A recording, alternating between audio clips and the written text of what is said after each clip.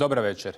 I danas je kiša u unutrašnjosti bila česta, ponegdje izraženija, te je ometala svakodnevne aktivnosti i događaje planirane na otvorenom. Malo kiše bilo je na Jadranu. Sutra u većini krajeva bitno drugačija vremenska slika.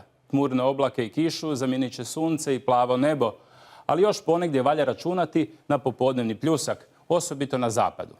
Razvedravanje će sutra nastupiti zbog dolaska frontalnog poremećaja koji sa sjevera donosi manje vlažan i hladan zrak. Nakon kiše još ponegdje u noći i ujutro u Slavoniji i Baranji naoblaka će se smanjiti i danju će biti uglavnom sunčano i suho. A bit će i razmjerno vjetrovito uz većinom umjeren sjeverozapadnjak ponegdje s jakim udarima. Najniža temperatura od 17 do 19 stupnjeva, a najviša dnevna oko 27.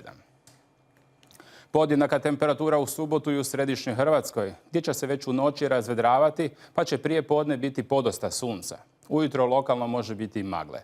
Od sredine dana uz promjenjivu naoblaku očekuju se mjestimice pljuskovi i grmljavina, uglavnom u zapadnijim područjima. Vjetar slab do umjeren sjeverni i sjeveroistočni. Najveća vjerojatnost poslijepodnevnih i večernjih pljuskova i grmljavine sutra je u Gorju, pogotovo u Gorskome kotaru gdje mogu biti izraženiji. Poneki pljusak mogu ići na širem riječkom području. A nakon razvedravanja na sjevernom Jadranu i u Gorju bit će tijekom subote podosta sunca.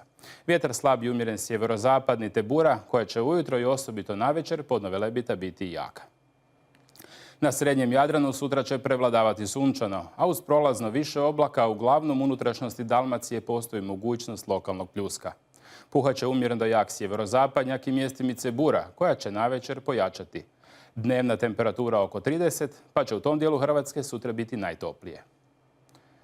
Na jugu zemlje sutra djelomice i pretežno sunčano, a moguće poneki pljusak i grmljavina, uglavnom poslijepodne. Vjetar slab do umjeren zapadni i sjeverozapadni, a na kraju dana bura. Najviša temperatura oko 28 stupnjeva, a ujutro oko 20. U danima koji slijede unutrašnjosti pretežno i djelomice sunčano, a lokalni pljuskovi mogući su osobito u gorskim predjelima i unutrašnjosti Dalmacije. U nedjelju će vjetar oslabjeti i temperatura će se za nekoliko stupnjeva sniziti, zatim postupno toplije, iako će jutra u početku biti razmjerno svježa. I na Jadranu djelomice i pretežno sunčano, te i dalje uz mogućnost ponekog pljuska, osobito u nedjelju. Umjerena i jaka bura u nedjelju poslijepodne će slabjeti, a u Dalmaciji okrenuti na jugo. Temperatura zraka bez veće promjene ili danju malo niža nego sutra. Iako s porastom tlaka tijekom vikenda neće biti poslije stabilno, sunčana i suha vremena bit će zamjetno više, a popravit će se i biometeorološke prilike. Ugodna večer.